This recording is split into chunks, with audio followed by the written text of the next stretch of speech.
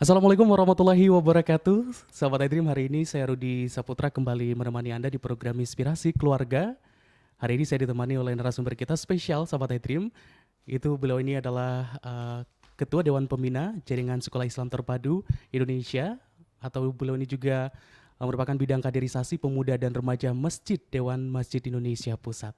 Ada Dr. Sukro Muhab nanti akan menemani kita dengan tema yang menarik akan kita bahas nanti. Dan untuk Anda yang di rumah sahabat iDream, semoga keadaan Anda sehat selalu dan saya ajak untuk yang ingin bergabung, silakan di 0217885300 atau di 082297891044 untuk Anda yang mungkin memiliki pertanyaan atau mungkin juga punya kritik dan saran untuk program kita. Dan saya sudah bersama Ustadz Sukro Muhab, saya pengen sapa dulu. Assalamualaikum Ustadz. Waalaikumsalam warahmatullahi wabarakatuh. Bagaimana kabarnya hari ini Ustadz? Alhamdulillah luar biasa. Allahu Akbar. Alhamdulillah. Hari ini kayaknya kita kembali hadir bisa menemani sahabat iDream nih Ustadz, dan mungkin kita sudah pernah ketemu di episode sebelumnya nih membahas tema-tema tentang keluarga, terutama untuk masalah parenting kan nih Ustadz. Insya Allah. Nah, hari ini kita akan membahas tentang apa nih Ustadz Sukro? Tentang sebetulnya masih melanjutkan kemarin ya. Ha-ha. Kemarin kan kita membahas tentang sinergi membangun generasi robani, Ha-ha. yaitu antara sekolah, orang tua dan masyarakat. Oke. Tapi titik tekan pada hari ini kita akan bahas tentang bagaimana peran keluarga dalam mendidik anak dan mempersiapkan generasi robani. Nah, ini nih penting nih buat sahabat iDream atau orang tua di rumah. Bagaimana sih sebenarnya peran orang tua dalam mempersiapkan generasi rabani? Nah, namun sahabat iDream, hari ini kita akan membahas fokus dan menekankan pada hal bagaimana membangun generasi melalui orang tua atau rumah ya, dan pasti juga bagaimana sinerginya nanti dengan sekolah. Nah, kalau kita lihat Ustadz Sukro, sejauh mana sih sebenarnya peran keluarga atau orang tua dalam pendidikan parenting anak-anak ini, Baik. Ustadz? Assalamualaikum warahmatullahi wabarakatuh. Terkait dengan bagaimana peran orang tua ya terhadap anak-anak, itu sebetulnya dijelaskan pertama di dalam surat At-Tahrim ya, ayat 6 yang dikatakan ya ayyuhalladzina amanuku anfusikum wa ahlikum naro. Ya, jagalah dirimu dan keluargamu dari api neraka. Jadi yang pertama tugas keluarga ini bagaimana agar bisa menciptakan yang namanya baiti janati ya. Oke. Keluarga yang ahli surga. Nah, itu yang diharapkan. Yang kedua juga ada sebuah landasan dalam pendidikan anak ini. Rasulullah SAW melalui hadis yang mengatakan kullu mauludin yuladu alal fitrah fa abawahu yuhawidanihi wa yumajjisanihi au yunassiranihi. Yang artinya adalah sesungguhnya setiap manusia itu lahir dalam keadaan fitrah. Oke. Hanya orang tuanya lah yang menjadikan mereka itu Yahudi, Majusi maupun Nasrani. Nah, dengan demikian maka ini adalah tugas utama dari keluarga. Jadi pertama bagaimana anak-anak kita ini nanti bisa dihantarkan untuk masuk surga. Yang keduanya juga agar kefitrahannya terjaga selalu. Karena Allah Subhanahu wa taala melahirkan ke muka bumi ini manusia itu dalam keadaan fitrah. Ya, itu intinya ya. Jadi yang pertama adalah menjaga kefitrahan manusia, menciptakan baiti janati, dan yang berikutnya adalah memberikan keteladanan kepada anak-anak kita ini. Memberikan keteladanan. Memberikan keteladanan ya. Oke. Nah, bagaimana langkah-langkah yang bisa kita tempuh? Langkah-langkah yang bisa kita tempuh adalah di sini bagaimana di antara kedua orang tua ini juga mempunyai satu fungsi yang berlanjut ya. Iya. Di antaranya adalah fungsi-fungsi itu bisa dilihat. Yang pertama adalah tentu saja kalau pengen anak-anak kita tumbuh dengan baik sesuai dengan nilai-nilai fitrah, bahwa fitrah manusia itu kan ada 3 sebetulnya ya. Apa itu Ustadz? Jadi khalaqnal insana fi ahsani taqwim, diciptakan manusia dalam keadaan yang paling sempurna, dan di balik kesempurnaan itu Allah pun berikan 3 potensi yang besar. Oke. Pertama jasad, kedua akal, ketiganya ruh. Di antara akal, jasad, dan ruh ini kita harus hantarkan akal, jasad, dan ruh ini memiliki kefitrahan. Makanya di dalam sebuah ayat dikatakan fa'akim wajhaka lidini hanifa fitratallahu allati fatarana 'alaiha la tabdila li khalqillah dzalika dinul qayyim walakin aksaran nasi la ya'lamun. Hadapkan wajahmu kepada agama yang lurus yang telah Allah ciptakan petunjuk dalam keadaan lurus dan menciptakan manusia pun dalam keadaan lurus. dan hendaknya kita menghadap ya ke jalan lurus itu. Bagaimana caranya? Agar senantiasa jasad kita, akal pikiran kita, roh kita semuanya juga dalam keadaan fitrah ya. Oleh karena itu langkah pertama adalah bagaimana menjaga nilai kefitrahan itu agar mereka dipastikan secara biologis dan secara psikologis yang berkaitan dengan jasad itu juga teroptimalkan dengan baik dan tetap dalam keadaan fitrah. Yang pertama tentu saja kaitannya dengan biologis. Anak kan perlu hidup dengan baik ya. Kemudian juga suplai makanan juga harus cukup. Kesehatan pun harus terjaga. Ya, kemudian secara psikologis ada satu jaminan kepercayaan diri yang kuat bagi anak-anak kita ini. Bagaimana cara menanamkan kepercayaan diri dan sebagainya ini adalah satu hal yang harus dilakukan juga oleh orang tua. Gitu ya. Dari fungsi biologis Ya, dan psikologis dari anak-anak. Nah, ini kalau kita bicara masalah fungsi biologis dan psikologis ini, apa sih yang seharusnya dilakukan oleh orang tua, terutama agar memastikan biologis dan psikologisnya ini benar-benar terbentuk optimal, dengan ya? baik, Ustaz? Baik, jadi yang pertama kaitannya dengan biologis kan tumbuh kembang. Ya, kaitannya itu. Bagaimana mereka ini bisa tumbuh kembangnya baik. Maka yang pertama adalah kita harus memberikan satu suplai ya. Pertama yang harus dijaga adalah suplai makanan itu sendiri. Nah, makanan yang bergizi itu awal yang harus diberikan kepada mereka. Makanya sejak dini anak-anak kita itu harus cukup makanan-makanan yang bergizi. Misalnya kenapa pada saat awal dilahirkan itu justru yang diberikan oleh Allah Subhanahu wa taala itu mereka diberikan susu. Karena susu ini kandungan proteinnya luar biasa dan juga bisa memicu ya perkembangan DNA, RNA, otak juga berkembang dengan baik, normal itu karena memang suplai dari masalah-masalah protein yang diberikan kepada anak kita, termasuk di dalamnya adalah susu pun juga ada nilai karbohidrat dan sebagainya di dalamnya ada. Sehingga makanan-makanan yang bergizi inilah yang menjadi kebutuhan utama pertama untuk pengembangan jasad. Di samping itu pula makanan yang harus diberikan kepada anak-anak kita itu juga harus dari rejeki ataupun makanan yang bukan hanya bergizi ya toyib ya, tapi mereka pun juga harus diberikan makanan dengan suplai makanan yang berasal dari rejeki yang halal ya. Karena apabila anak kita diberikan satu makanan itu tidak halal, maka bisa jadi di dalam dagingnya itu akan tumbuh ya nilai-nilai karakternya itu bisa bertentangan dengan nilai-nilai Islam.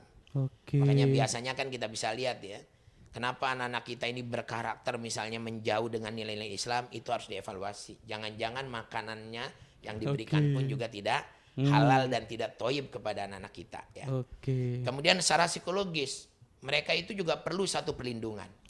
Bagaimana caranya nilai-nilai psikologis itu? Nilai psikologis sebetulnya pengendalian emosi. Jadi anak kita ini sebetulnya kan selain tumbuh berkembang dengan baik, yang kedua juga emosinya juga harus bisa terkendali. Karena pada dasarnya sebetulnya selain otak, manusia itu juga diberikan yang namanya fitrah oleh Allah Subhanahu wa taala, yaitu potensi emosi. Emosi ini bukan berarti emosi itu marah ya, tapi emosi itu satu respon. Ya, respon yang bisa diberikan oleh seseorang terkait dengan satu rangsangan yang diberikan kepadanya ya. Kekesalan itu juga bisa juga ya, bisa merangsang suatu emosi gitu. Kekesalan, kebahagiaan itu sebuah ukuran dari satu emosi seseorang itu baik atau tidak. Nah, oleh karena itu kenapa adanya pengasuhan ya anak-anak kita ini. Misalnya pada saat dia kecil diasuh umur 0 sampai 7 tahun ya dijadikan sebagai raja dan sebagainya, itu sebetulnya adalah dalam rangka melindungi mereka agar secara psikologis anak-anak kita juga bisa berkembang dengan baik. Selain pengasuhan apalagi mereka pun juga diberikan satu kedamaian ya. Jangan sampai pengasuhan tapi mereka pun juga kadang-kadang menerima sesuatu yang barangkali bikin kesel dan sebagainya, itu nggak boleh. Makanya kan dari konsepnya Ali bin Abi Thalib itu 0 sampai 4 tahun jadikan dia raja. Itu dalam rangka apa? Supaya dia tumbuh berkembang selain dengan gizi yang cukup, dia juga bisa berkembang dengan psikologi yang matang. Ya, itu yang diharapkan sebetulnya.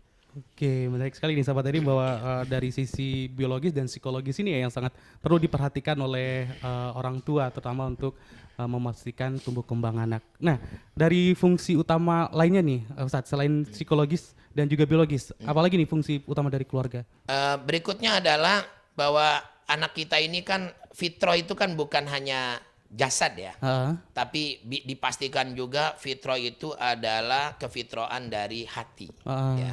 Dan Allah Subhanahu wa taala dalam sebuah ayatnya dikatakan walaqad dara'na li jahannama katsiran minal jinni wal insi lahum qulubun la yafqahuna biha walahum ayunun la yabsiruna biha walahum adunun la yasmauna biha ulaika kal an'am balhum adall wa ulaika humul ghafilun ya. Bahwa kita sadari bersama bahwa manusia ini diciptakan di muka bumi mhm. itu juga diberikan penglihatan, pendengaran dan hati ya. Oke. Penglihatan dan pendengaran hati ini dan kemudian bagaimana caranya agar penglihatan, pendengaran dan hati ini bisa terjaga dengan baik. Mhm. Jangan sampai disindir dalam surat Al-A'raf ini adalah sesungguhnya kami jadikan untuk isi neraka jahanam itu kebanyakan jin dan manusia. Ya, kenapa mereka? Karena mereka mempunyai hati tapi tidak dipergunakan untuk memahami ayat-ayat Allah. Oleh karena itu harus dipastikan yang kedua adalah jaga akidah mereka, akhlak mereka dan adab mereka dengan baik. Bagaimana cara menjaga akidah dengan baik? Maka Luqman juga dalam surat mengatakan, ya bunayya la tusyrik billah. Ya. Hai anakku, janganlah kamu syirik kepada Allah. Oke. Sehingga pada saat kecil mereka harus cukup diberikan nilai-nilai keislaman yang kuat. Tauhid itu sebagai dasar utama dalam pendidikan. Ya. Sehingga mereka harus dikenalkan Allah sejak dini. Mereka pun harus senantiasa juga diajari untuk berdoa. Karena doa itu isinya adalah ucapan terima kasih kita, ucapan rasa syukur kita karena kenikmatan yang diberikan oleh Allah Subhanahu wa taala kepada kita. Sehingga dengan berdoa dia pun juga akan dekat dengan Allah Subhanahu wa taala. Oke. Dan senantiasa juga terikat dengan nilai-nilai ibadah yang kuat. Sehingga anak-anak itu sehingga pada saat usia muda atau usia dini pun sudah harus dilatih ya untuk sholat, untuk biasa melakukan puasa, kemudian juga bersyukur kepada Allah dengan zikir, senantiasa berdoa, itu bagian juga yang harus kita tegakkan. Di samping itu pun juga mereka harus mendapatkan satu adab Islami yang baik. Bagaimana sopan santun bisa ditegakkan, bagaimana dia menghormati kakak, juga menyayangi adiknya, menghormati orang tua, menghormati saudaranya.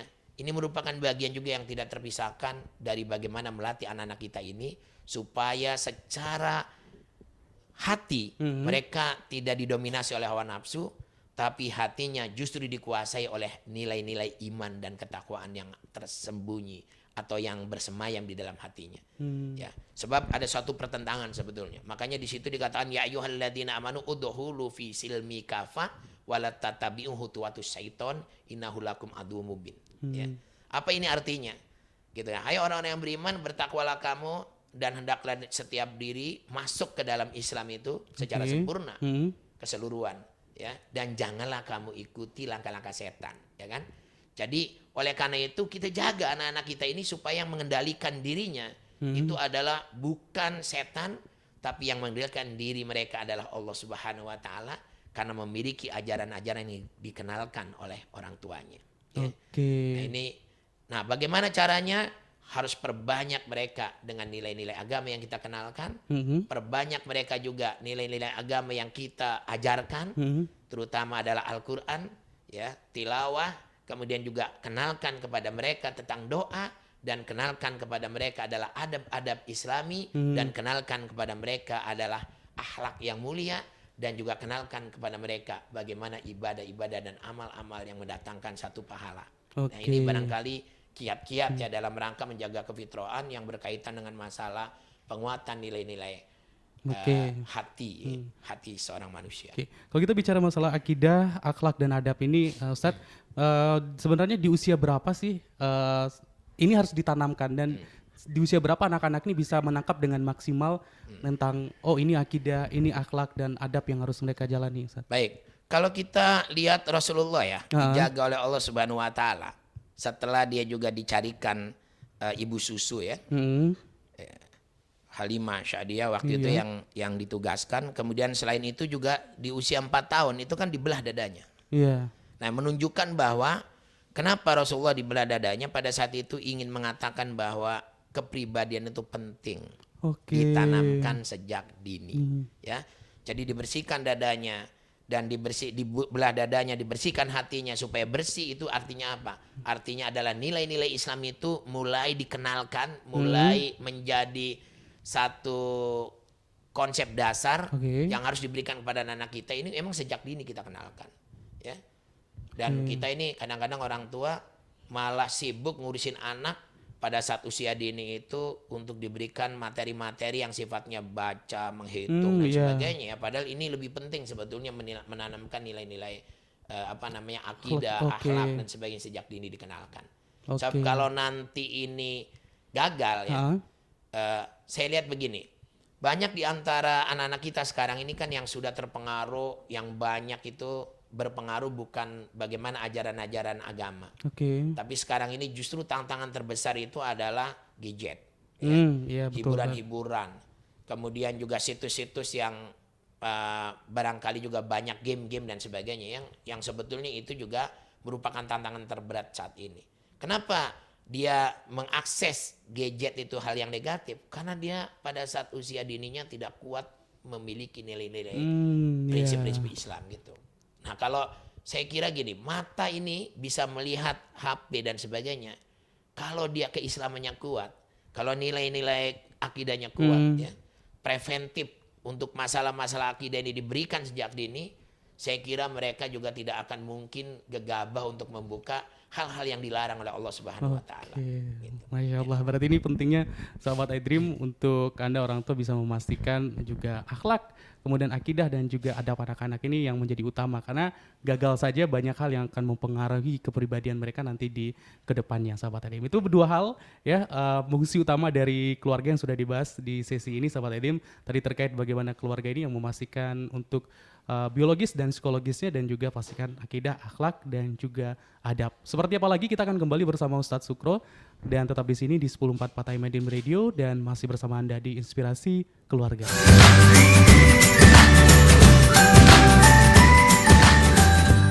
Terima kasih sahabat iDream, Anda masih bersama kami di Inspirasi Keluarga. Hari ini edisi parenting, saya ditemani oleh Dr. Sukro Muhab ya, berbicara tentang peran keluarga ini ya untuk masalah pendidikan atau parenting yang mana terkait kaitannya dengan sinergi dalam membangun generasi robbani. Tadi sudah ada dua fungsi utama dari keluarga Ustadz Sukro, selain setelah biologis, psikologisnya, akhlak, akidahnya dan juga adabnya sudah dipastikan, apalagi nih fungsi keluarga berikutnya? Baik, Ustadz. berikutnya manusia ini punya satu keunikan ya, yang berbeda dengan makhluk yang lain. Makanya Allah Subhanahu wa taala akan mengatakan laqad khalaqnal insana fi ahsani taqwim. Kami ciptakan manusia itu dalam bentuk yang paling sempurna. Di antara kesempurnaan dibanding dengan malaikat, dengan makhluk-makhluk yang lain, kita ini paling sempurna di antara mereka. Kenapa? Karena manusia itu diberikan yang namanya otak. Oke. Dan semua emang punya otak, tapi otaknya itu kalah dengan otak manusia secara fungsi maupun secara keluasan atau volume yang dimiliki. Kita ini kan secara biologis itu memiliki 1,5 kilogram ya berat otak kita ini, dan di dalamnya itu ada neuron-neuron yang luar biasa. Neuron-neuron ini itu kan terdiri dari 100 sampai 200 ya neuron-neuron yang ada di dalam otak kita ini. Dan neuron-neuron 100 sampai 200 miliar maksud saya. Ini luar biasa loh, miliar. Iya. Kita aja duit nggak punya miliaran ya kan.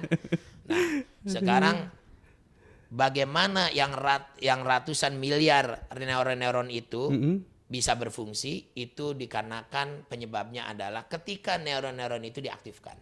Oke. Jadi ibaratnya gini, kalau ada sebuah lampu ya listrik gitu. Listrik itu kan bisa nyala itu karena hubungan seri dari beberapa kumparan yang disambungkan dengan kabel.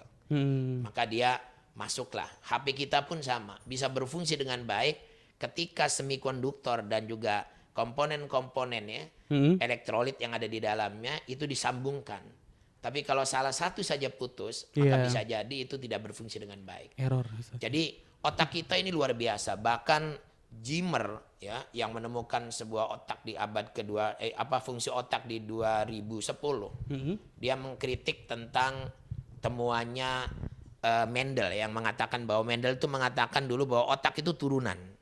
Siapa Oke. orang tuanya maka menurun otaknya gitu ya. Tapi ada satu tinjauan sekarang yang terbaru dalam neuroscience yang Jimmer itu mengatakan bahwa yang namanya otak itu sebetulnya bukanlah dari turunan saja, tapi otak itu sebetulnya semua manusia mempunyai satu neuron-neuron yang banyak tadi. Nah, oleh karena itu fungsi otak ini akan bisa berfungsi dengan baik ketika neuron-neuron ini dirangsang, diaktifasi. Gitu ya. Dengan cara apa? Tentu saja adalah dengan pendidikan yang kreatif. Ya Oke, gitu. Nah, pendidikan. pendidikan yang kreatif yang harus diciptakan keluarga bagaimana? Tentu saja anak-anak kita ini harus potensi yang dimiliki oleh anak-anak kita ini adalah dikembangkan dengan baik. Bagaimana caranya supaya neuron-neuron tersambung di antara satu dengan yang lain? Yang katanya nih menurut penelitian itu kalau neuron-neuron ini bersambung antara satu dengan yang lain, itu dia akan mempunyai daya ingat, menyimpan satu informasi itu sampai triliunan di dalam otak Oke. itu. Nah, oleh karena itu gimana caranya? Maka seorang keluarga harus cerdas juga memberdayakan ini.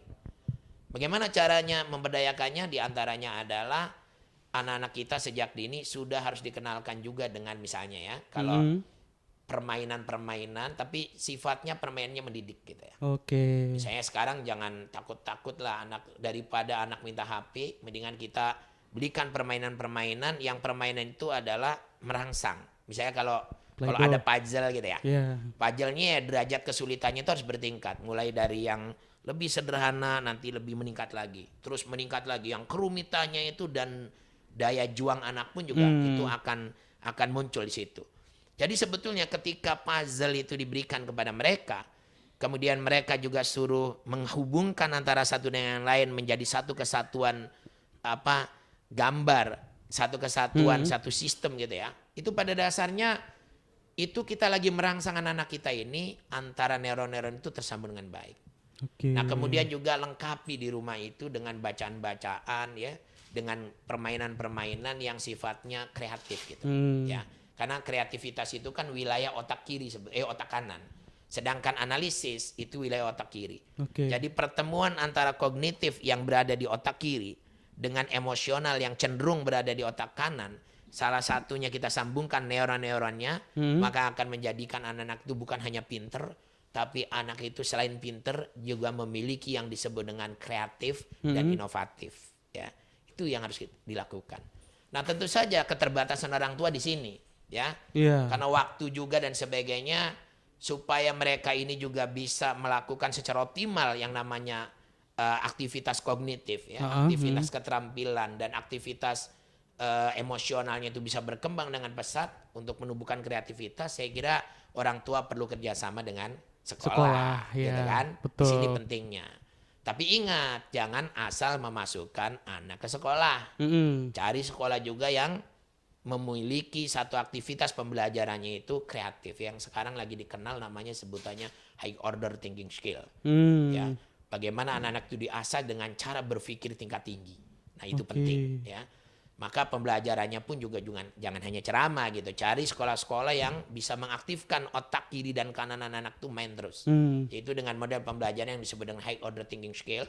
Pembelajaran berpikir tingkat tinggi, di mana anak-anak itu dibuka neuron-neuronnya, dirangsang dengan sebuah aktivitas, dihadapkan dengan sebuah aktivitas inquiry, problem solving, kemudian juga berbagai macam aktivitas yang lain yang akhirnya bisa menyambung antara otak kiri dan kanan, dan otaknya juga optimal bisa berkembang dengan baik. Sekolah seperti apa itu, Ustaz, yang memenuhi Saya kriteria? kira untuk sekarang ini saya lihat ya, sekolah-sekolah negeri juga udah ada beberapa ya, cuman nggak semuanya merata karena ini juga tergantung kemampuan guru. Tapi saya lihat sekolah-sekolah Islam terpadu yang sekarang ini juga menjamur ya, karena banyak orang juga yang percaya kepada sekolah-sekolah ini.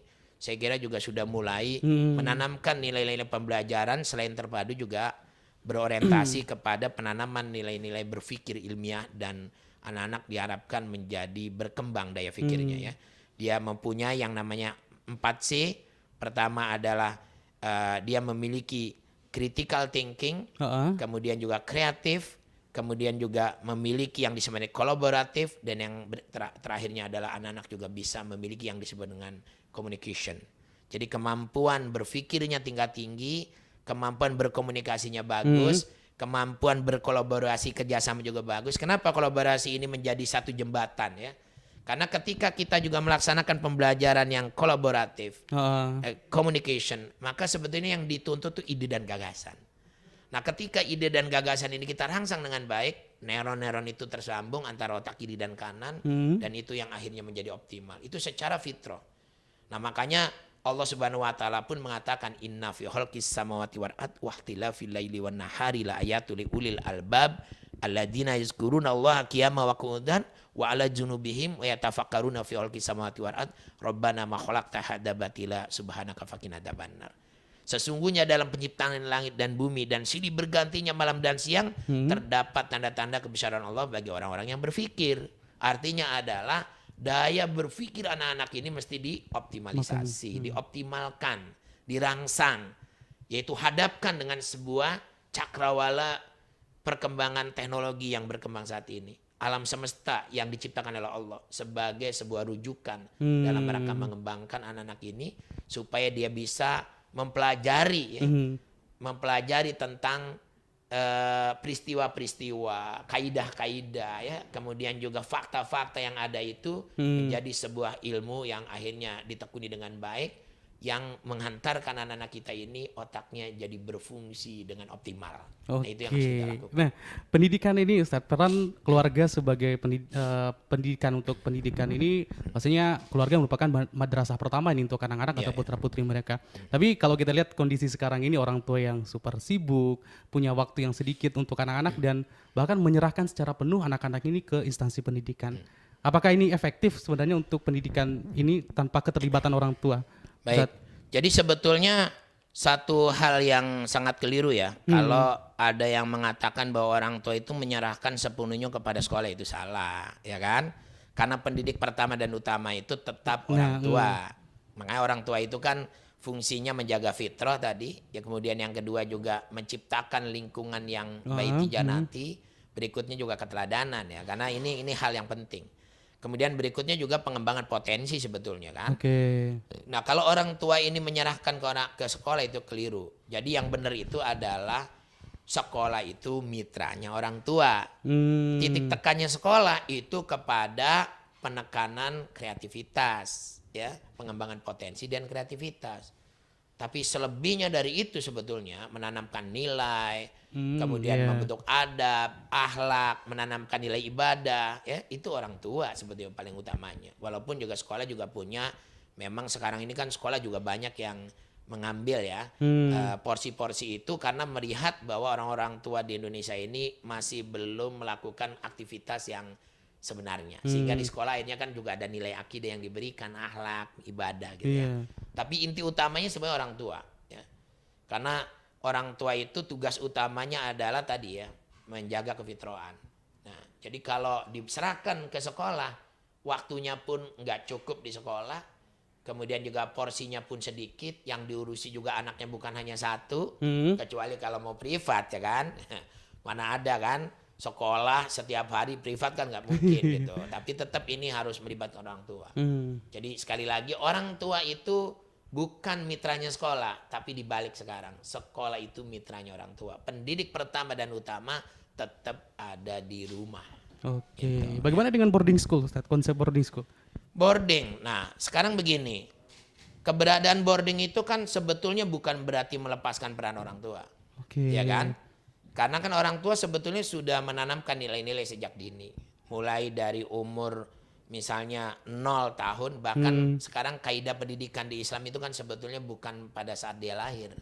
Sebelum lahir pun juga itu harus dimulai ya. Itu kan ada satu gambaran dialog tentang Umar bin Khattab dengan seorang anak yang diadukan oleh bapaknya karena anak ini dianggap melawan kepada orang tuanya dan tidak mempunyai adab yang baik kepada orang tuanya. Pada saat itu Umar bin Khattab kedatangan seorang ayah, kemudian dia ngadu kepada Umar bin Khattab ya perihal tentang anak yang nakal. Kemudian dilaporkan supaya anaknya itu disanksi gitu. Hmm. Dipanggil lah anak tersebut, ditanya oleh Umar bin Khattab kan, apakah kamu melakukan hal yang dilaporkan orang tuamu seperti ini? Kata anaknya, boleh nggak sebelum saya ini menjawab pertanyaan, saya bertanya dulu kepada Khalifah. Maka anak itu bertanya, apa tugas orang tua terhadap anak? 3 hal yang dikatakan. Pertama, memilihkan, karena itu orang tuanya laki-laki. Umar bin Khattab menjawab, memilihkan ibu yang soleha, ya kan? Yang kedua adalah memberikan nama yang baik. Ketiganya adalah mendidik anaknya dengan nilai-nilai Islam yang Baik. bagus. Oke. Nah, jadi kalau dilihat dari 3 tugas ini, maka pendidikan itu mulainya bukan pada saat Iya, lahir, mencari dari jodoh ya. mencari jodoh awal saja, ya kan, kayak begitu. Bagaimana kalau yang sudah telanjur? Ya diajari dong istrinya, ya kan, biar mempunyai nilai-nilai Islam yang baik sehingga dia pantas menjadi ibu dari Oke. anak-anak yang dilahirkan gitu ya. Yang keduanya memberikan nama yang baik, itu juga satu hal yang positif. Kenapa? Karena dia akan nempel. Doa itu anak itu nama itu doa gitu ya. Iya. Jadi kalau namanya anaknya itu bagus ya kan, Islami, itu harapannya adalah muncul satu sikap ataupun sifat karakter yang muncul itu sesuai dengan apa yang diinginkan nama orang tuanya. Yang terakhirnya Oke. pendidikan. Dan ini penting. Yang pendidikan dalam artian adalah bukan hanya agama tapi keseluruhan. Termasuk di dalamnya bertanggung jawab untuk mendidik anak-anak ini supaya dia memiliki satu keunggulan ya. Sebagaimana dikatakan wal yahsal ladina law taraku min khalfihim dzurriyyatan diafa khaufu alaihim falyattaqullaha wal yaqulu qawlan sadida. Oke, baik, masalah pendidikan. Apalagi nih saat setelah pendidikan yang menjadi fungsi utama dari keluarga? Ya, berikutnya juga keluarga ini kan sebetulnya bagian terkecil dari umat, ya kan? Iya. Dan anak-anak kita ini juga tidak terlepas bahwa manusia itu pada dasarnya kan punya kecenderungan yang disebut dengan bekerja sama, ya kan? Iya. Kemudian juga berteman, saling berkomunikasi antara satu dengan Berinteraksi. yang lain, berinteraksi, intinya adalah aktivitas sosial, ya kan? Oke. Nah, aktivitas sosial ini juga makanya perlu adanya pendidikan itu juga dalam rangka itu kan. Jadi sekarang kan banyak ada homeschooling misalnya dan sebagainya, kan dari segi penguasaan materi mungkin dia hebat. Iya. Tapi kalau dari sisi nilai-nilai sosial belum tentu. Karena kalau di sekolah itu kan anak bisa berteman, Iya. bisa berinteraksi, apalagi didukung juga oleh pembelajaran di dalam kelas itu juga muncul yang disebut dengan kelompok ya, kolaborasi, pendekatannya adalah pendekatan kooperatif. Saya kira itu juga akan menjadikan mereka ketergantungan antara satu dengan yang lain itu cukup bagus. Peran orang tua dalam hal sosial adalah pertama pastikan anak-anak kita ini bisa berkomunikasi dan bisa menjalin hubungan di antara keluarga. Oke. Ya kan? Maka harus dilatih gitu. Misalnya kenapa dianjurkan untuk makan bersama, ya kan? Iya. Berwisata, itu untuk menanamkan supaya antara anggota keluarga pun sudah tertanam nilai-nilai sosial yang kuat. Berikutnya adalah dengan keluarga yang lain, saudara-saudara, saudara, itu harus sepupu. dikenalkan. Sehingga anak-anak kita ini kalau kita pergi ya berkunjung dan sebagainya harus diajak gitu. Ya, supaya dia kenal siapa saudaranya, Iya. siapa kenal teman-teman bapaknya, teman-teman uminya, ya kan? Teman-teman ayahnya, teman-teman kakaknya itu perlu dikenalkan. Di samping juga tetangga, jangan lupa. Ya Iya. kan? Karena sekarang ini banyak di abad modern seperti ini yang namanya individual itu kan lebih menonjol. Betul. Jadi kalau sekarang orang tua itu kurang bisa mendidik anak-anak ini dilibatkan dalam hal-hal sosial, terutama dikenalkan dengan tetangga, dikenalkan dengan keluarga, diajak ikut bertanggung jawab terhadap masalah-masalah yang terjadi, misalnya panti asuhan, mengasihi orang-orang miskin. Saya kira anak-anak kita perlu dilibatkan. Jadi nilai-nilai sosial itu juga kuat gitu dimiliki oleh anak-anak kita. Itu fungsi keluarga yang berikutnya, yang keempat ya. Bagaimana nih Ustadz terkait sosial ini selain berinteraksi tadi mungkin juga salah satunya adalah agar anak-anak ini bisa peduli berempati dengan kondisi di lingkungannya. Bagaimana nih agar rasa peduli dan empatinya ini bisa tumbuh dan akhirnya sosialnya mereka ini terbentuk. Oke, jadi gini, salah satunya pembiasaan ya, karena ini kan karakter sebetulnya. Iya. Jadi sosial itu kan suatu sikap. Kalau pengetahuan kan kemampuan. Iya. Ya. Jadi wilayah itu bisa kognitif kalau dalam dunia pendidikan. Itu kalau pengetahuan kognitif. Kemudian ada psikomotorik, itu keterampilan ya. Misalnya bagaimana mereka itu memiliki sebuah keterampilan khusus, itu kan biasa memang disebut dengan psikomotorik. Tapi satu lagi itu yang disebut dengan psikis ya. Hmm. Lebih kepada pendekatannya itu yang satu lagi itu kinestetik dan psikomotorik itu psikis, yang satu kinestetik. Kinestetik itu kaitannya dengan keterampilan. Keterampilan. Nah, psikomotorik atau kaitannya dengan masalah sikap ini kan nggak bisa diajari tapi harus dibentuk. Oke. Ya kan? Walaupun juga nasihat itu penting. Makanya Rasulullah kan diturunkan di muka bumi juga walladzi ba'atsa fil ummiyina rasulan minhum yatlu alaihim ayatihi wa yuzakkihim wa yu'allimuhumul kitaba wal hikmah. Jadi Rasul diturunkan kepada umat yang pada saat itu sangat jahiliyah, ya kan? Agar apa? Agar memberikan ajaran-ajaran Islam kepada mereka. Ya. Yatlu alaihim ayatihi, mentransfer ilmu itu penting. Tapi yang berikutnya wayu jakihim, membersihkan hati. Wayu alimhumul kitab wal hikmah, menjadikan yang namanya ilmu-ilmu itu biar diaplikasikan dalam kehidupan. Nah, sikap ini itu karakter atau sikap itu kan harus muncul dalam jiwa anak itu, tidak bisa diajarin saja tapi perlu dibentuk. Oleh karena itu misalnya ya, kalau kita ingin memberikan bantuan atau peduli terhadap tetangga ya kan, itu dilatih juga anak-anak kita. Misalnya kita akan mengasih makanan terhadap tetangga gitu, jangan dianterin oleh orang tuanya tapi anaknya kita minta tolong. Secara tidak langsung sebetulnya lagi mengajari kepada mereka. Kemudian kalau dia punya makanan yang enak gitu kan, kemudian dia beli sendiri gitu ya, maka orang tuanya mengajari kepada mereka supaya berbagi dengan kakak, dengan adik gitu. Itu juga satu hal yang positif ya. Jadi dengan tetangga, begitu nengok ke rumah sakit baik itu keluarga maupun orang tua, saya kira itu juga perlu anak-anak kita diajak biar dia juga mempunyai rasa empati yang tinggi kepada itu. Termasuk pada saat kita berkunjung ke panti asuhan, ada gempa di mana-mana, anak-anak kita juga dilatih untuk memberikan infak gitu kan. Walaupun sebetulnya uang-uang kita juga, tapi kan yang penting itu sebetulnya bukan masalah infaknya, tapi melatih mereka supaya peduli terhadap sesama itu penting. Itu juga nilai-nilai sosial yang harus ditumbuhkan kepada anak-anak kita. Oke, baik, kita break dulu Ustadz, kita nantikan kembali sahabat iDream. Saya masih akan ditemani oleh Ustadz Sukro Muhab. Kita akan masih membahas tentang bagaimana peran utama keluarga terutama dalam pendidikan sahabat iDream. Saya akan kembali di sini tetap di 1044 AM iDream Radio, atau untuk Anda yang juga mendengarkan atau menyaksikan melalui channel YouTube iDream. Saya ajak kembali ingin bergabung, silakan di 082297891044 kirimkan pesan singkat atau WhatsApp Anda, atau juga bisa telepon di 0217888500. Saya akan kembali untuk Anda saat lagi di Inspirasi Keluarga.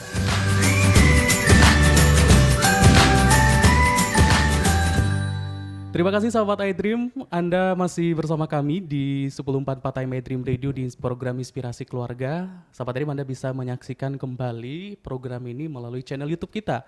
Nah, tapi jangan lupa di like, komen, dan juga subscribe ya, di mana Anda bisa menyaksikan berbagai konten-konten talk show atau mungkin juga kajian-kajian yang kami hadirkan untuk Anda. Dan jangan lupa juga kunjungi kami di media sosial, di Instagram, Twitter, dan juga di Facebook iDream Radio. Kita lanjut ya, Ustaz. Kita sudah bahas ada 4 tadi, mulai dari biologi, psikologis, kemudian akhlak, kemudian sosial. Ya pendidikan dan juga sosial. Apalagi nih peran utama dari keluarga untuk pendidikan? Jadi saya mengutip sebuah ayat ya yang itu juga jadi doa. Rabbana hablana min azwajina wa dzurriyyatina qurrata a'yun waj'alna lil muttaqina imama. Ya, kebetulan ini kan juga lagi mendekat kepada Idul Adha ya. Betul. Gitu. Jadi di situ memohon kepada Allah agar diberikan keturunan yang keturunan itu menjadi penyejuk hati dan juga nantinya akan menjadi orang yang soleh dan soleha sehingga dia bisa menjadi pemimpin di antara orang-orang yang bertakwa. Dan dianya sendiri juga tentu saja memiliki nilai ketakwaan. Ya. Nah, pesan dari ayat ini sebetulnya adalah satu keinginan Nabi Ibrahim agar para keturunannya itu menjadi orang-orang yang mempunyai kualitas, generasi yang unggul gitu ya. Dan ujung dari keunggulan ini maka disifatilah yang namanya kepemimpinan itu. Nah, jadi sebetulnya fungsi keluarga ini adalah menjaga keberlanjutan generasi, dan generasi yang dimaksud adalah generasi yang memiliki kekuatan baik itu dari segi akhlak maupun kekuatan dari segi kepemimpinan.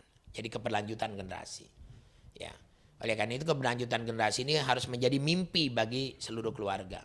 Sehingga keluarga itu harus mempunyai visi yang jelas. Ya, jadi fungsi keluarga bisa dilaksanakan dalam rangka menjaga keberlanjutan generasi ini. Salah satunya adalah keluarga harus mempunyai visi yang jelas. Visi yang paling jelas adalah visinya Nabi Ibrahim. Maka kita harus Ya. belajar dari Nabi Ibrahim ya. Makanya dalam sebuah lagunya senada itu dikatakan belajar dari Ibrahim, belajar takwa kepada Allah, belajar dari Ibrahim, belajar untuk, gitu kan? Hmm. Nah itu penting ya.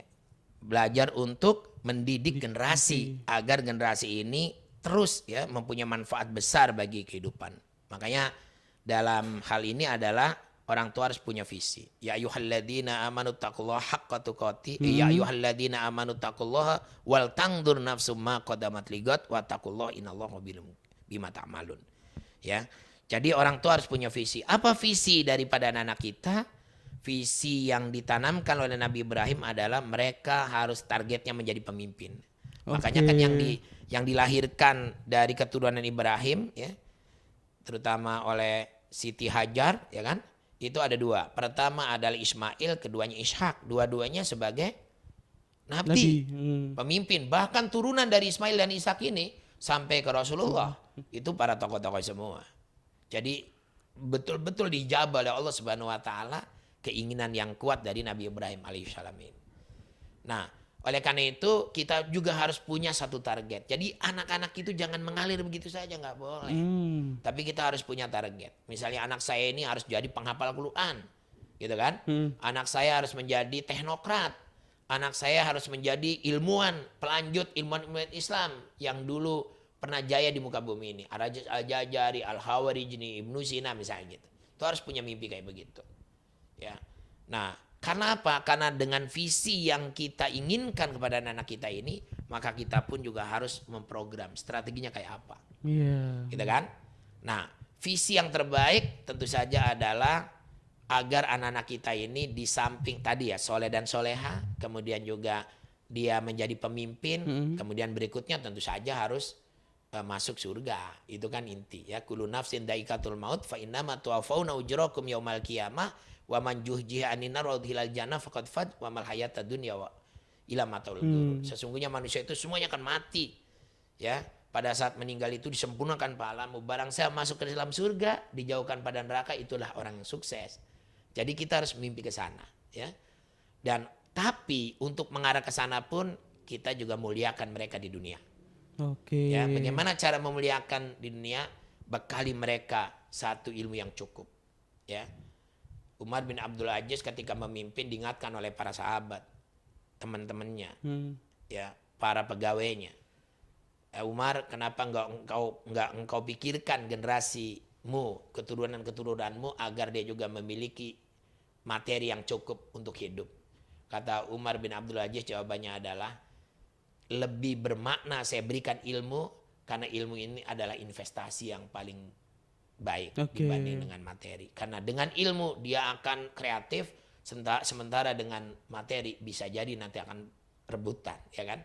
Karena banyak di antara orang-orang yang kaya mewarisinya harta, maka ujung-ujungnya antar kakak dan adiknya ribut gitu ya kan. Nah, ini yang harus kita perhatikan. Oleh karena itu yang paling penting di sini untuk membekali ilmu tentu saja adalah ilmunya ada dua, ilmu kauliyah dan ilmu kauniyah. Ilmu kauliyah harus menjamin anak-anak kita ini hidup dengan nilai-nilai keislaman yang pas, ya.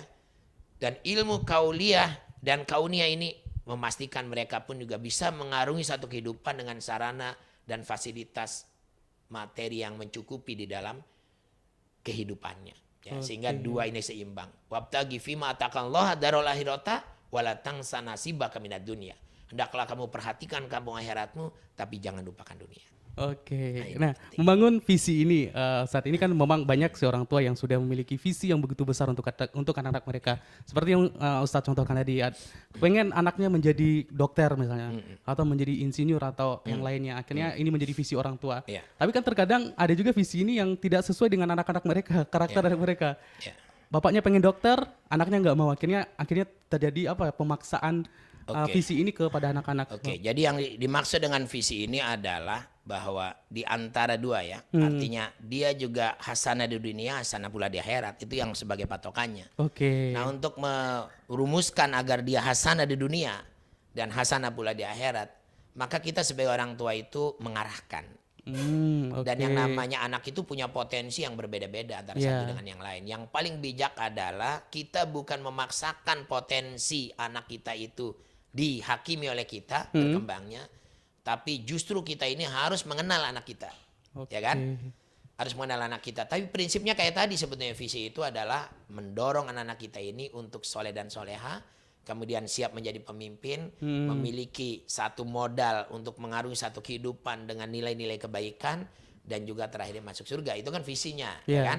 Soal masalah strateginya, kita juga harus melihat potensi yang dimiliki anak-anak Disesuaikan kita. lah ya Ustaz ya. Antara anak itu punya potensi yang berbeda-beda. Saya juga sama, anak saya ada yang di ITB, ya kan? 2 orang. Ada juga yang dulu di UNS gitu kan. Diterima, kemudian mengundurkan diri, Poltek UI, lanjut dan sebagainya, mengundurkan diri lagi ya, karena mungkin dia mencari juga sebuah konsep yang pas.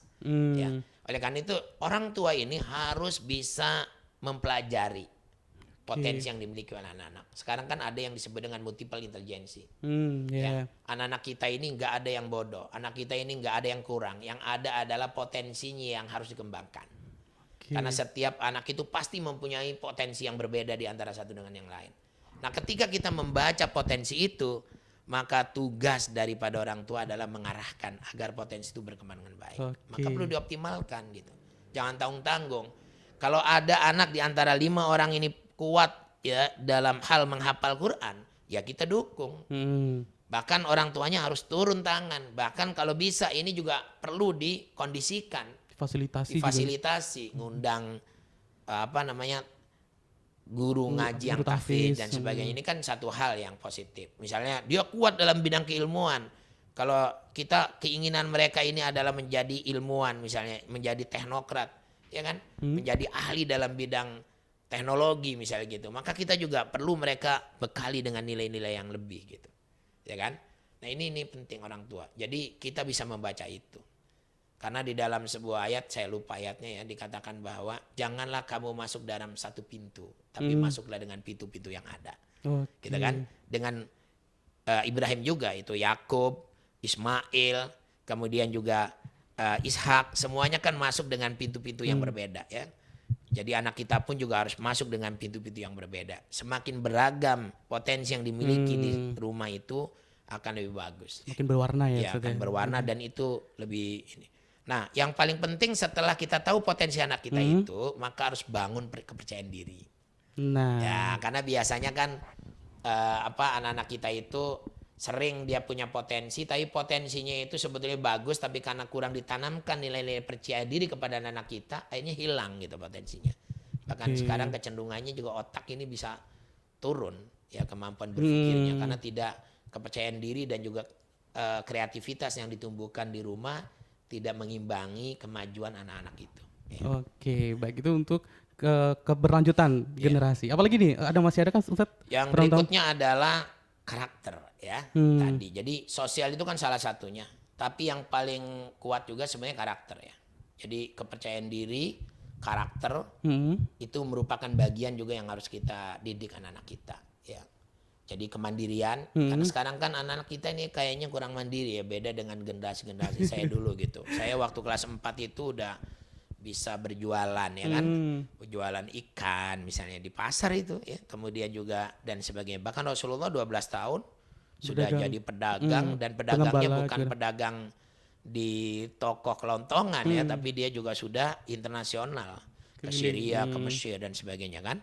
Ini kan satu hal yang harus kita wujudkan. Oleh karena itu yang namanya pengembangan menanamkan nilai-nilai kepercayaan diri kepada anak-anak kita ini menjadi penting ya, penanaman nilai. Bagaimana penanaman nilai itu? Salah satunya juga bisa dilakukan dengan satu keteladanan. Jadi fungsi keluarga itu memberikan keteladanan dan ketentraman kepada anak-anaknya. Bagaimana?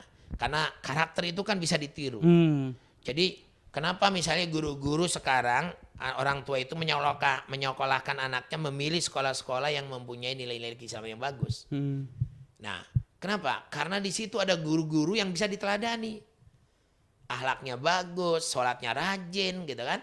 Jangan berharap anak-anak ini bisa melakukan satu aktivitas yang baik, sementara yang dilihat kesehariannya tidak mencerminkan nilai-nilai yang diajarkan, ya kan? Kita kan ya ayyuhalladzina amanu lima taquluna ma la taf'alun kabura maqtan indallahi an taqulu ma la taf'alun, ya kan? keteladanan itu menjadi penting di situ. Nah oleh karena itu dalam rangka membentuk satu karakter yang kuat ya, kepada anak-anak kita dan kepercayaan diri yang kuat pada anak-anak kita, maka mesti juga ada satu teladan dari orang tuanya.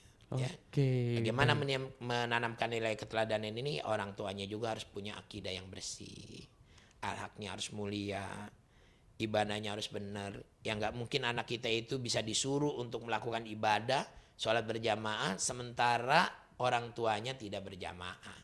Anak suruh berhenti tidak merokok, sementara orang tuanya menjadi ahli hisab. Nah itu nggak boleh terjadi gitu ya kan. Nah jadi keteladanan itu penting. Sebab karakter itu bisa dibentuk dengan baik di rumah, itu ketika juga orang tua atau orang-orang yang ada di sekitarnya juga mempunyai karakter yang kuat. Oke. Gitu. Baik, kita break dulu. baik. Ustaz, nanti kita akan kembali, masih ada satu sesi lagi sahabat iDream. Pastikan Anda masih bersama kami di Inspirasi Keluarga dan saya masih ditemani oleh Ustaz Sukro Muhab untuk edisi parenting hari ini.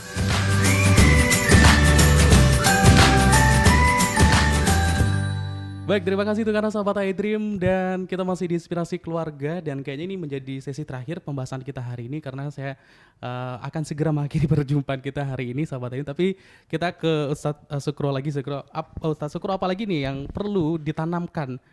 Kepribadian seperti apa lagi yang perlu ditanamkan untuk anak-anak? Baik, jadi yang tadi semua saya udah utarakan ya tentang masalah akidah, masalah akhlak, adab ya, kemudian juga sosial, kemudian juga berikutnya adalah harus ada kepastian juga dalam bidang ekonomi. Nah, kan? iya. Gitu.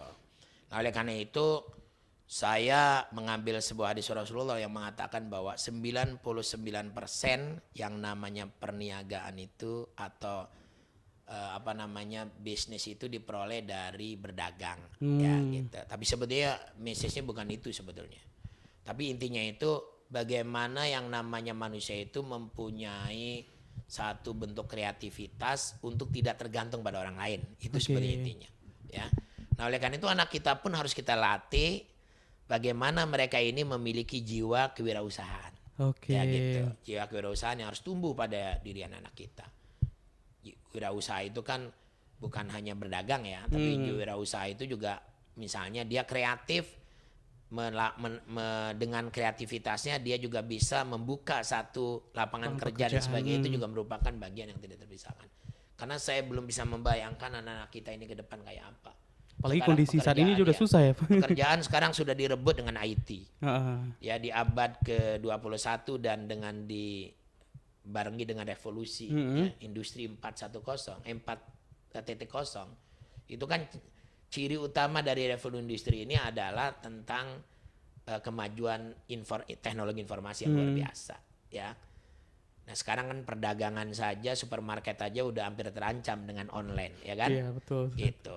Sekarang warteg aja udah terancam dengan GoFood ya kan dan sebagainya. Walaupun sebetulnya juga diuntungkan juga karena banyak orang juga yang akhirnya bisa menikmati makanan-makanan walaupun dia jauh dari tempat tinggalnya.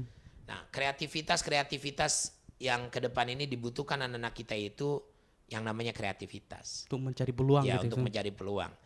Jadi mencari peluang dan menciptakan peluang. Itu paling penting sebetulnya.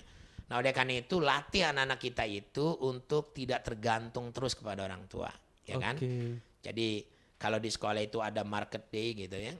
Jadi anak-anak dilatih pada saat waktu tertentu itu untuk menawarkan ataupun memasarkan tentang ide-ide kreatifnya sehingga dia juga bisa berjualan di situ. Di rumah pun juga anak-anak kita ini dilatih seperti itu. Ya, gimana caranya misalnya? Ya, misalnya anak-anak kita itu mulai dari sekarang sudah mulai produk-produk atau menciptakan sebuah kreativitas, kemudian kreativitas itu nanti kita kumpulkan misalnya pada suatu saat bisa aja kan ada lelang tapi keluarga gitu misalnya gitu kan, membuat sesuatu. Kemudian juga ada satu ide-ide barangkali yang bisa juga anak-anak kita itu menjual jasa ya. Terus misalnya contoh yang sekarang kan dengan adanya IT yang luar biasa sekarang ini, tinggal bikin aja sebuah blog tertentu di dalam internet gitu kan. Kemudian dia menawarkan tentang penjualan jasa-jasa tertentu, itu juga bisa. Jadi anak-anak kita sudah mulai diajarkan kayak begitu ya. Bahkan kalau saya punya keinginan ya, ketika libur dan sebagainya itu anak-anak itu jangan banyak di rumah, justru mereka harus banyak dimagangkan kepada tempat-tempat di mana bisa datang misalnya ke tempat wisata dan sebagainya, menawarkan diri untuk membantu misalnya kan, gitu, dimagangkan. Kalau ada keluarga kita yang punya usaha misalnya di mana gitu dia ada, Suruh kita bantu-bantu gitu. ikutlah bantu selama liburan. Jadi kalau liburannya misalnya 3 minggu ya ambillah seminggu itu untuk membantu misalnya berniaga ya kan. Kemudian juga kalau dia punya konsultan diikutkan sehingga mereka punya bayangan cara dunia kerja itu kayak begini sehingga dia juga tidak tergantung pada orang tuanya. Nggak canggung Ya, lagi ya. nanti kalau benar-benar turun ke dunia Salah kerja. satunya juga kemandirian itu juga bisa tumbuh ketika anak-anak juga sudah dibiasakan sejak dini menabung. Oke. Ya, karena dengan menabung artinya dia bisa mengelola satu dana dan itu juga merupakan sifat dari jiwa wirausaha. Oke. Gitu. Mungkin Saya kira pertanyaan itu. terakhir singkat Ya. aja, Ustadz Sukro nih dari keenam dari fungsi utama dari keluarga tadi. Bagaimana nih orang tua untuk memastikan keenam fungsi ini bisa berjalan maksimal di dalam Ya. keluarga? Saya kira sekarang kan orang tua zaman now ini ya, Ya, tantangannya Ya. banyak nih, Ustadz. jangan hanya percaya diri bagaimana seperti, jadi jangan niru bagaimana orang tua mendidik dulu ya, sebab sekarang banyak kayak begitu. Jadi kelemahan orang tua kita ini adalah salah satunya sering ya kalau mendidik anak itu memotret ya zaman dulu Iya. ketika dia jadi anak Cara gitu. orang tuanya dulu Cara mendidik orang dia. tuanya dulu. Padahal kan sekarang dengan dulu berbeda. Kalau dulu itu penyanyi dangdut aja hanya 3 ya. Oma Irama, Elvi Sukaesi, Rita Sugiarto. Iya. Gitu kan. Hafalah lagu-lagunya. Lah sekarang penyanyi dangdut ya udah berapa. Jadi nggak bisa. Makanya kan kata Ali bin Abi Thalib mengatakan ajarkan anak-anakmu sesuai dengan kondisi zamannya. Oke, Maka betul. yang harus dilakukan orang tua belajar ya cara mendidik ya kan. Bagaimana cara belajar itu bisa juga kita mengakses internet, bisa melihat buku, tapi yang lebih penting ikuti yang namanya aktivitas-aktivitas kaitannya dengan tarbiyah ya, pendidikan agama maupun pendidikan yang berorientasi langsung kepada pendidikan anak ini yang disebut dengan parenting. Saya kira itu. Oke, menjadi orang Ya. tua yang hebat ya, Ustadz ya. Ya, Mungkin nanti di itu sesi berikutnya, Ustadz sesi ya. berikutnya saya akan bahas bagaimana Oke. menjadi orang tua yang hebat. Ya, Oke, insya Allah. baik.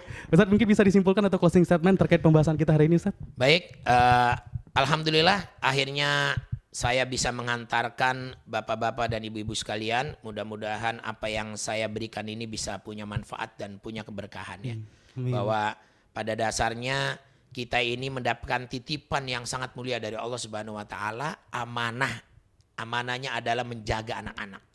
Amanah itu diberikan oleh Allah kepada orang yang terpilih karena tidak setiap orang juga memiliki amanah yang sama ya. Nah, oleh karena itu si buah hati yang ada pada diri kita ini harus kita optimalkan.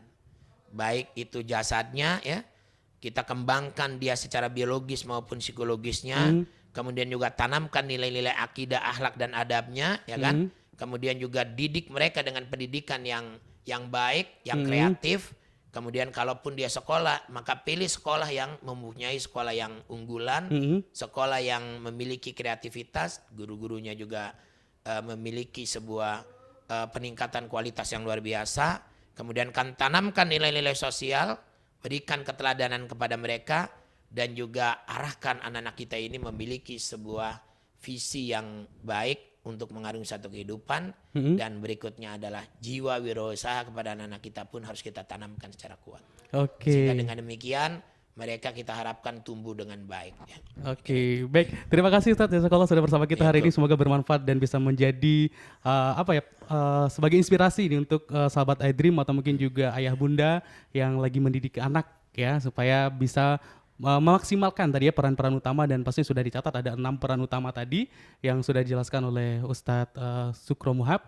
Dan terima kasih untuk Anda sahabat iDream yang sudah bersama kita hari ini di Inspirasi Keluarga untuk edisi parenting. Dan jangan lupa Anda bisa like, komen, dan juga subscribe di channel YouTube kita untuk bisa menyaksikan kembali konten-konten yang kami sajikan untuk Anda. Jangan lupa juga kunjungi media sosial kami, Instagram, Twitter, ataupun juga Facebook, ataupun juga untuk Anda bisa akses live streaming kita di www.idreamradio.id. Atau juga yang punya Android silahkan download aplikasi iDream Radio di Play Store dan Anda bisa mendengarkan iDream Radio dimanapun Anda berada. Saya Rudi Saputra akhirnya wakil kerabat kerja yang bertugas hari ini pamit dari ruang dengar Anda. Mohon maaf jika ada salah kata. Subhanakallahumma wa bihamdika asyhadu an la ilaha illa anta astaghfiruka wa atubu ilaik. Assalamualaikum warahmatullahi wabarakatuh.